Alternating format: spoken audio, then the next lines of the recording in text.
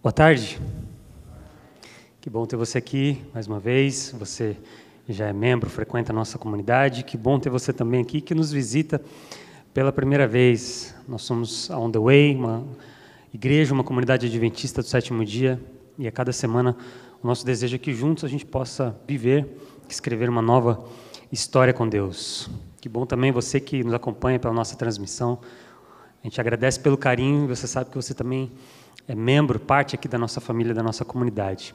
Hoje eu quero mencionar especialmente aqui os nossos irmãos lá da igreja de Filadélfia, igreja brasileira de Filadélfia. Fica em pé, por favor. Deixa eu apresentar vocês aí. Vocês participaram com a gente aqui no louvor, momento da adoração infantil. É um grupo que está indo para o Campuri, né? E a gente teve a alegria de ter vocês com a gente aqui nesse sábado. Que Deus abençoe. Obrigado, viu, pela visita, pela presença de vocês. Uma igreja que eu tenho um carinho muito grande, já estive lá, já cantei, já preguei algumas vezes. Que bom reencontrar vocês aqui. Queria mencionar também aqui, o pastor Jairo está ali escondido com a esposa ali. O pastor esteve com a gente no ano passado também, foi uma bênção. Bom também te ver aqui, viu, pastor, com a gente nesse sábado. A gente hoje continua nesse clima de celebração de 3 anos da nossa igreja, da nossa comunidade.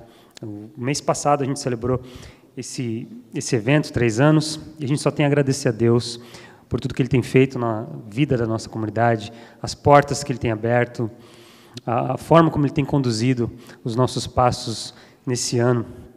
E a mensagem de hoje está conectada com esse sentimento de pertencermos à missão de Deus e termos esse privilégio de podermos ser os braços de Jesus, os pés de Jesus aqui nesse mundo. Esse é um momento especial, eu tenho dito, é o momento da abertura da Palavra de Deus.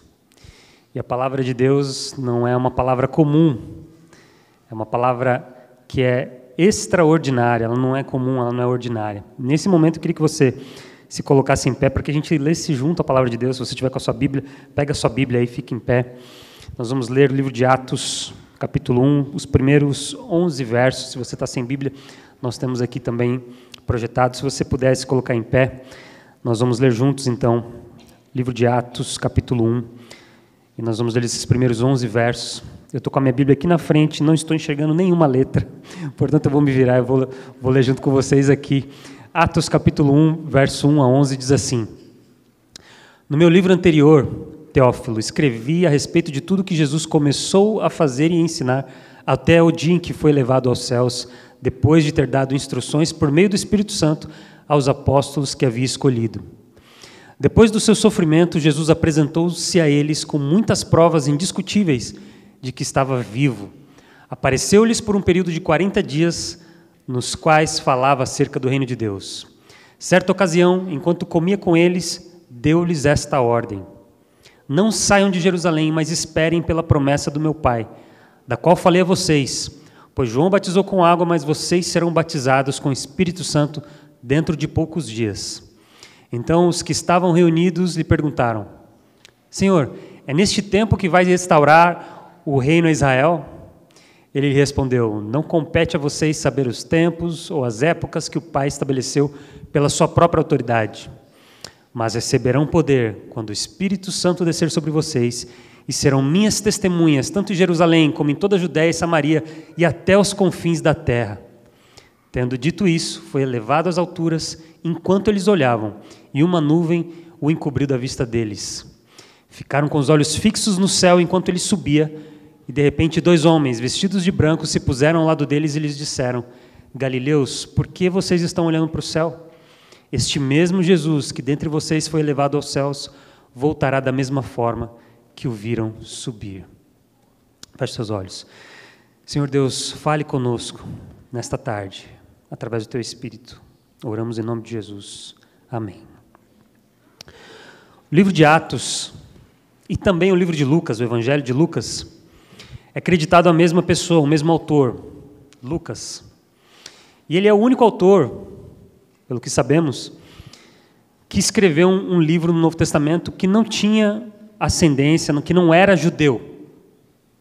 Provavelmente era grego. Ele era de origem grega.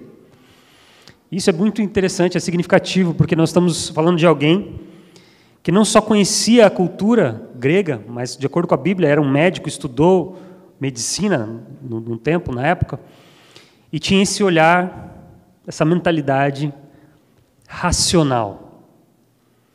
A cultura grega, já naquela época, ela tinha essa característica, a razão. E a razão a partir da observação. Você observa algo, você entende aquele fenômeno, busca entender, e aí você entende de acordo com a sua observação. E a gente vê isso no Evangelho de Lucas. É um evangelho que tem essa característica muito analítica, cheio de detalhes. E a gente vê isso já nesses versos que a gente leu. O autor diz assim, olha, eu escrevi para vocês tudo, com detalhes, a respeito da vida de Jesus. Tudo que ele fez, tudo que ele ensinou, o seu sofrimento, a sua morte, e como também depois ele ressuscitou, e ele esteve ali com os discípulos por 40 dias.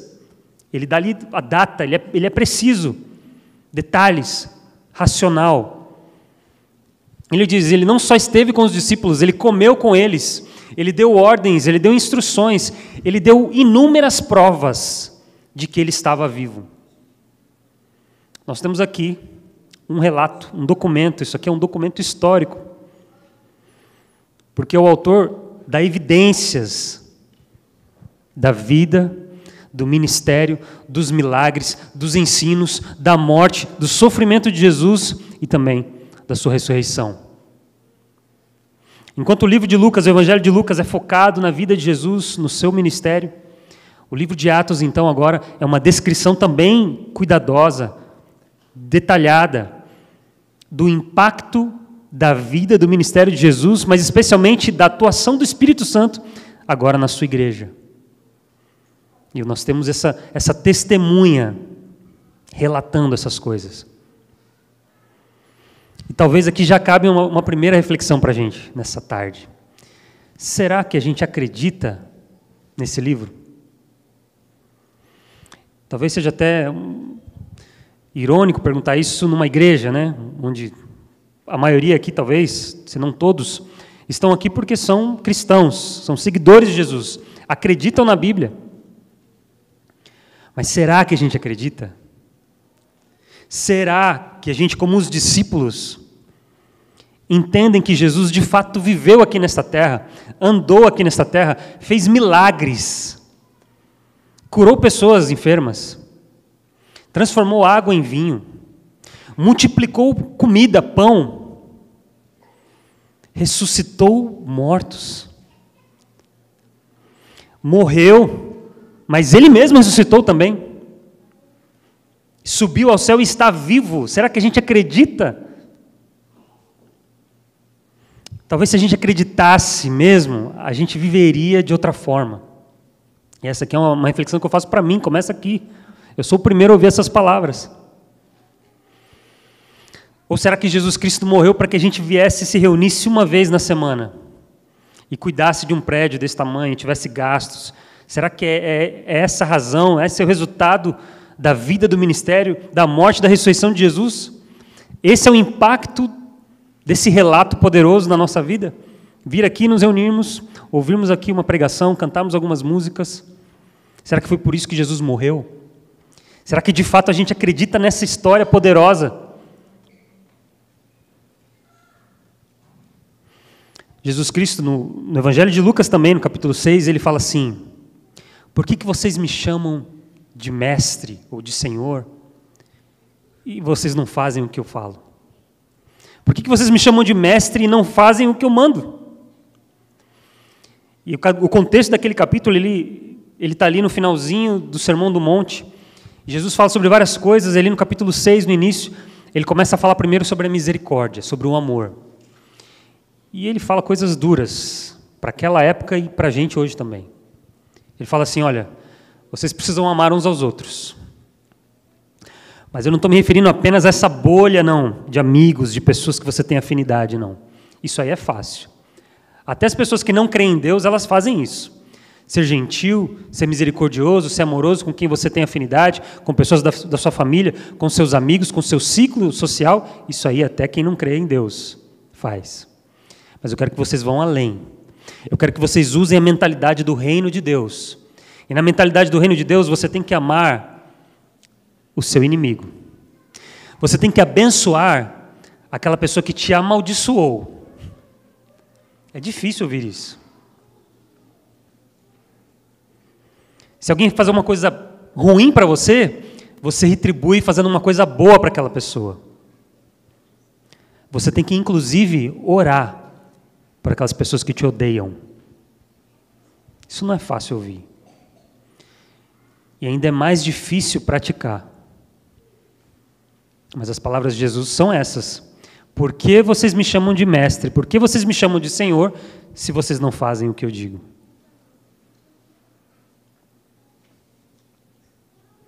E ele continua.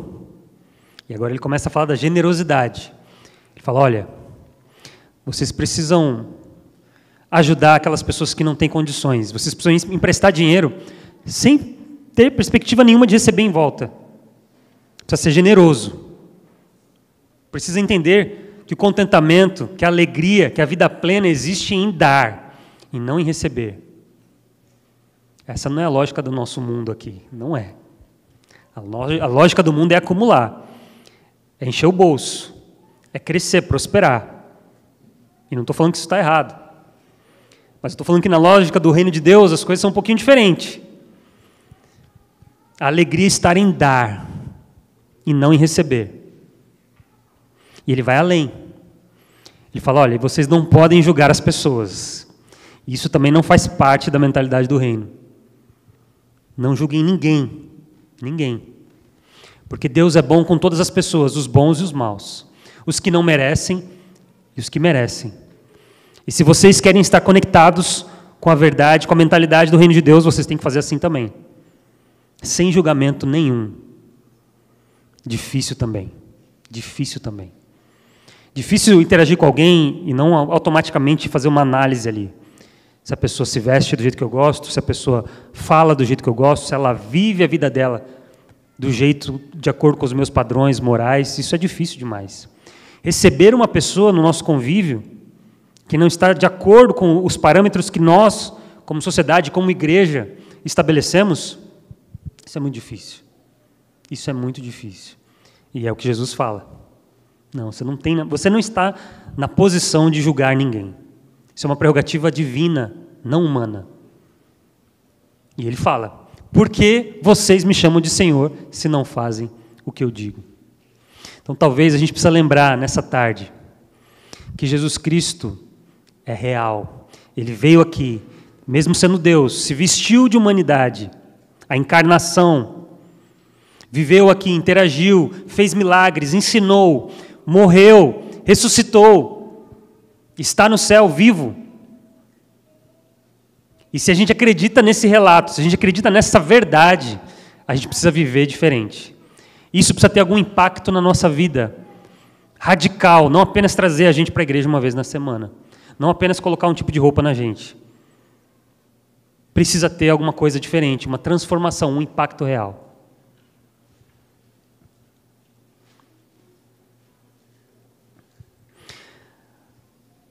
A segunda parte desse texto que a gente leu fala que Jesus disse para os discípulos esperarem um pouquinho.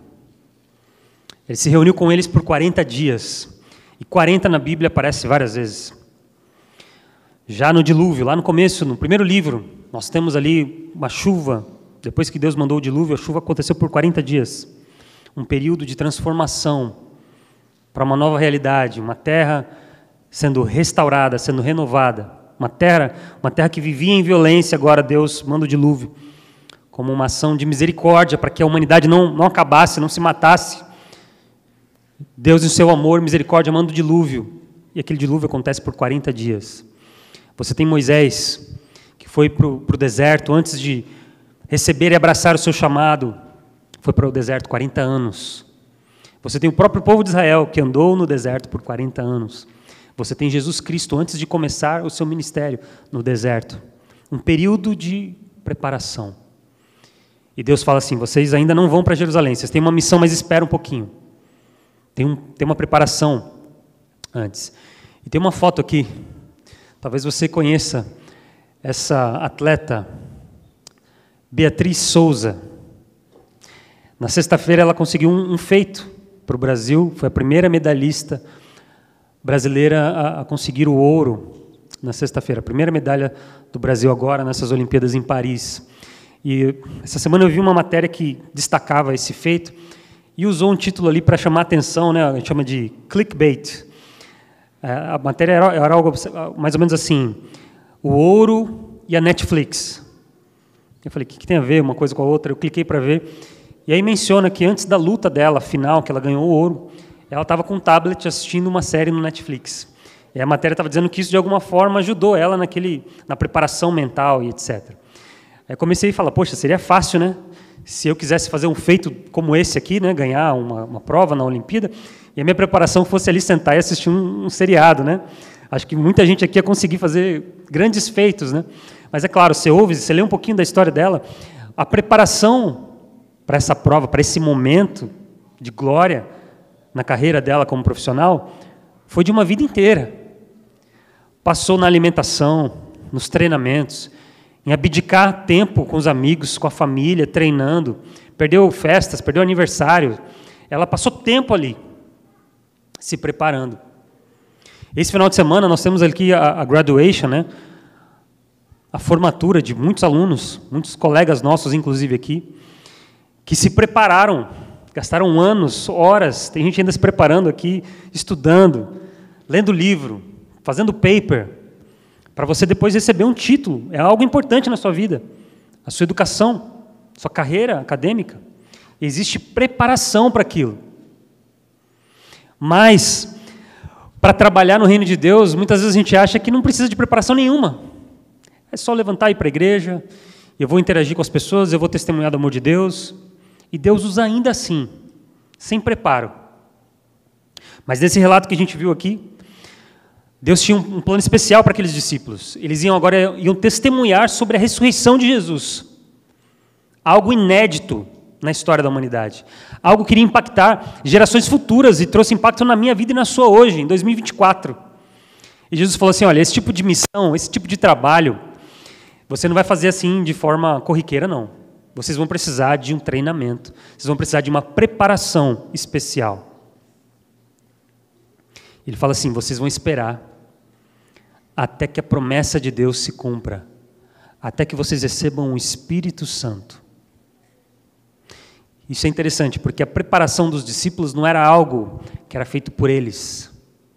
O treinamento não era algo que eles iam desenvolver eles mesmos. E a gente está falando de pessoas que passaram 3 anos com Jesus. 3 anos vendo Jesus multiplicar pão. 3 anos vendo Jesus curar pessoas enfermas. 3 anos vendo Jesus fazer coisas incríveis e sobrenaturais. 3 anos ouvindo as palavras de Jesus, os ensinos de Jesus. E ainda assim, aqueles 11 agora, e mais os outros seguidores de Jesus, não estavam preparados. Não estavam prontos. 3 anos, um intensivo com Jesus de 3 anos, e ainda assim você não estava pronto. Já pensou? E a promessa é, esperem, até que do alto vocês recebam o Espírito Santo. E o verso, que é o verso base do nosso texto. E vocês receberão, no dia do Pentecostes, eles receberam o Espírito Santo. 50 dias desde a cerimônia da festa da Páscoa. Como foi no Antigo Testamento, foi também no Novo Testamento. Jesus passou com eles 40 dias. E aí foi aos céus. E eles ficaram ainda mais 10 dias. E receberam o Espírito Santo. E aquelas pessoas foram transformadas. Foram transformadas. As palavras, a mentalidade, as ações foram completamente transformadas.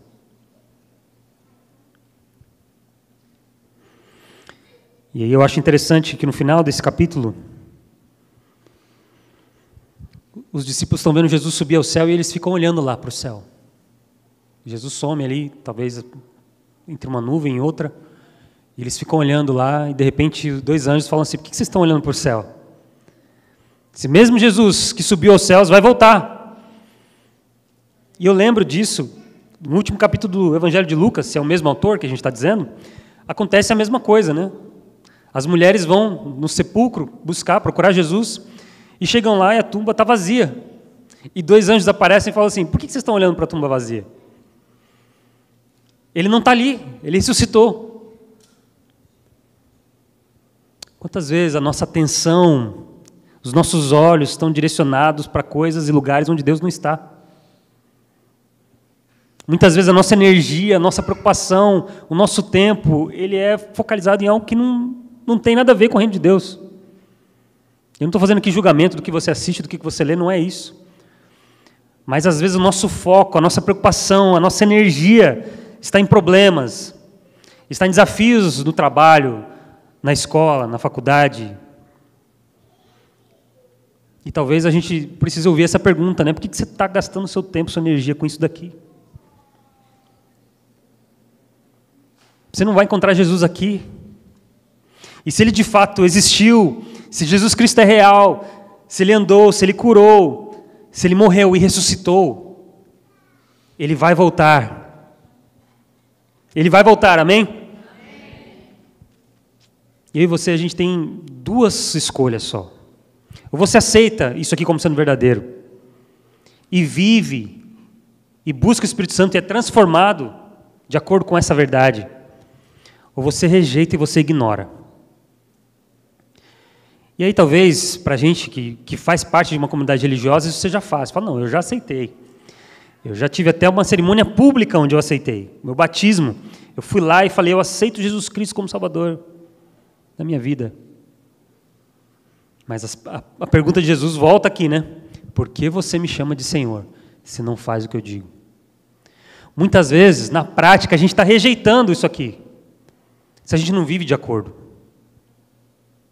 Se a gente não está testemunhando da ressurreição, a gente está ignorando e rejeitando. No final do capítulo 1, nós temos a escolha por um novo apóstolo. Judas traiu Jesus, se enforcou.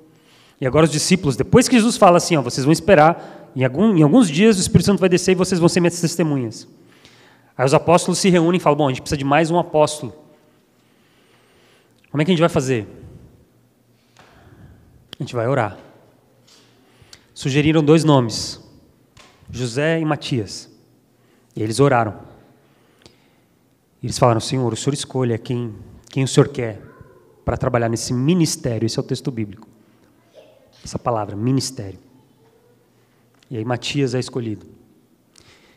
E a função, o que eles falam ali, a razão deles escolherem outra pessoa, é para que aquela pessoa pudesse testemunhar da ressurreição de Cristo. A gente precisa de mais uma pessoa para testemunhar da ressurreição de Cristo. Manter essa igreja é um desafio.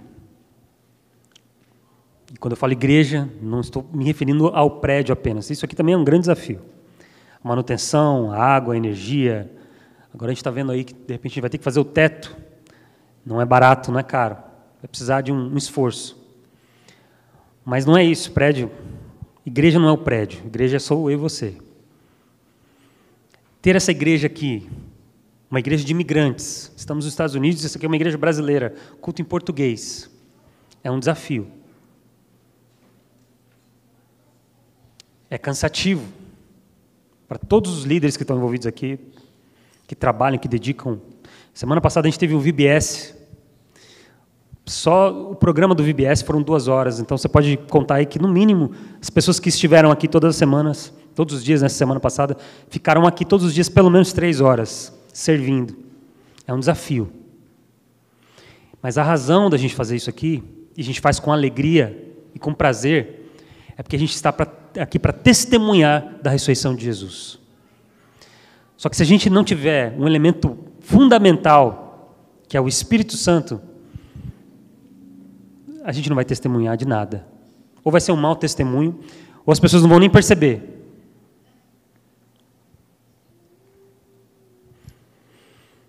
O meu desejo essa tarde é que eu e você,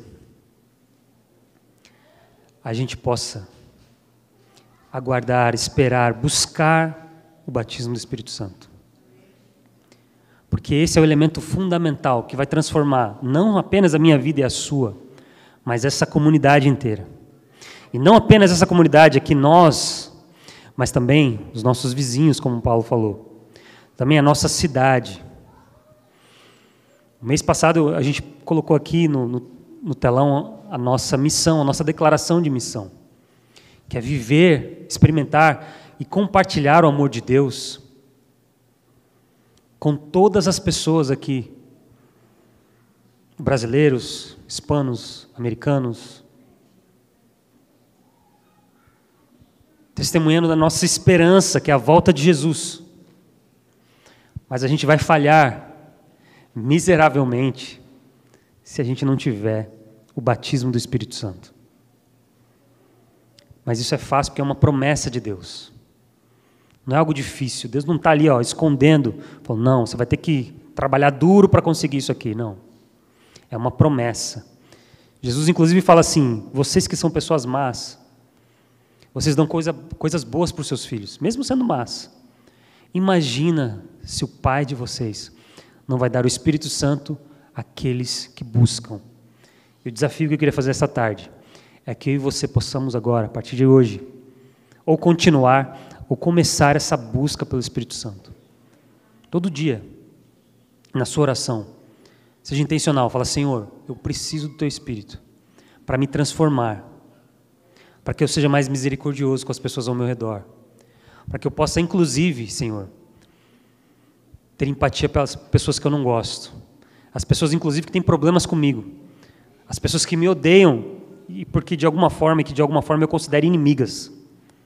Me ajude, Pai, a ter amor por essas pessoas, a cuidar dessas pessoas, a orar por essas pessoas. Senhor, me ajude a ser generoso, que o Teu Espírito me torne uma pessoa generosa com as pessoas ao meu redor, identificando as necessidades. Se necessário, que eu abra o bolso, a minha carteira, para cuidar dessas pessoas. Que eu dedique tempo, o meu ouvido, a minha atenção. Senhor, que o Teu Espírito me ajude a não julgar ninguém, a não me sentir superior a ninguém, a entender que todos nós estamos no mesmo barco, todos somos pecadores, todos temos falhas, problemas de caráter, somos mesquinhos, somos egoístas, mas que juntos a gente possa navegar essa vida aqui na terra até o Senhor voltar, pelo poder do Teu Espírito. Sem o Espírito Santo, a gente vai ser igual aos discípulos antes de receberem o Espírito Santo. Quando Jesus fala para eles, olha, vocês vão receber poder quando descer sobre vocês o Espírito Santo. Qual é a pergunta dos discípulos? Senhor, e vai ser nesse momento então que o Senhor vai restaurar o reino a Israel? Jesus falando da missão que Ele tinha para a humanidade. Jesus falando do sonho que Ele tinha de implementar o reino de Deus em todos os lugares, em todas as nações, todas as culturas. E os discípulos preocupados com o próprio umbigo. Senhor, é nesse tempo que o Senhor vai restaurar o reino e a gente vai voltar a ser uma potência política, econômica, religiosa. Nosso reino não é aqui. Jesus está voltando. Que você possamos não apenas chamar Jesus de mestre, de Senhor, mas que a gente possa de fato viver como Ele viveu, fazer aquilo que Ele fez, ensinar o que Ele ensinou. Obrigado, Senhor, obrigado por essa tarde, obrigado pelo Teu amor, obrigado pela Tua palavra e obrigado pela promessa do Teu Espírito. Derrame, Senhor, derrame o Teu Espírito sobre nós, sobre cada um aqui, sobre cada família, sobre esta igreja, Pai, sobre esta comunidade. Que o Teu Espírito possa transformar a nossa mente, o nosso coração, em pessoas misericordiosas, bondosas, generosas, Pai, pessoas que perdoam, onde não há julgamento, que a gente possa aceitar as pessoas, Pai, e que possamos juntos testemunhar da ressurreição de Jesus. Oramos, em nome dele pedimos. Amém.